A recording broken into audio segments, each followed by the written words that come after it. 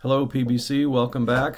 I hope God is using these short encouragement videos to bring you closer to Him and to help you trust Him in these strange days. As we continue thinking about peace this week, I want us to realize how deep and wide God's peace really goes. Today we're looking at a passage that we typically look at and go to at Christmas time. Isaiah chapter 9, verses 6 and 7. For to us a child is born, to us a son is given, and the government shall be upon his shoulder, and his name shall be called Wonderful Counselor, Mighty God, Everlasting Father, Prince of Peace. Of the increase of his government and of peace there will be no end. On the throne of David and over his kingdom, to establish it and to uphold it with justice and with righteousness from this time forth and forevermore. The zeal of the Lord of hosts will do this. Now, obviously, this was a prophecy about the birth of Jesus, as we know now. But, as we know also, he did not stay a baby in the manger. He grew up and he fulfilled the work of salvation that mankind could not accomplish on our own. He lived life fully dependent on the Father. The Lord Jesus never pulled out his abilities as God to face any situation of the human life.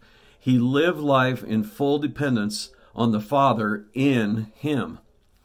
He then went to the cross and took the sin of all mankind and of all time. He then went to the cross and took the sin of all mankind of all time upon himself, satisfying the debt owed for sin when he died. And then he rose again. God restored him to life, and now his followers live in that life, resurrection life, in the same way he lived, fully dependent on Him to be Him in us. And Him being Him,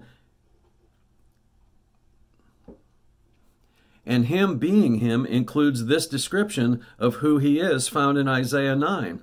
The final title of His identity is Prince of Peace. He's always the ruler in the area of peace. It's He who brings peace. He is always the ruler in the area of peace. It's who He is and what He seeks and what He does. The start of verse 7 is one of the reasons why I personally am not all that concerned about who wins elections and who world leaders are. The Prince of Peace rules in the affairs of mankind. We see that in Daniel chapter 4. He can be trusted, and He and His kingdom, His government, will last forever. And along with that, His peace also will have no end.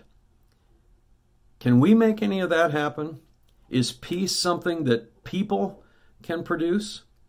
I have to say that this peace, true peace, can only be produced by the zeal of the Lord of hosts. Are you trusting Him? Do you know the Prince of Peace? Is He your ruler? Contact me if you want to know more. And be encouraged today.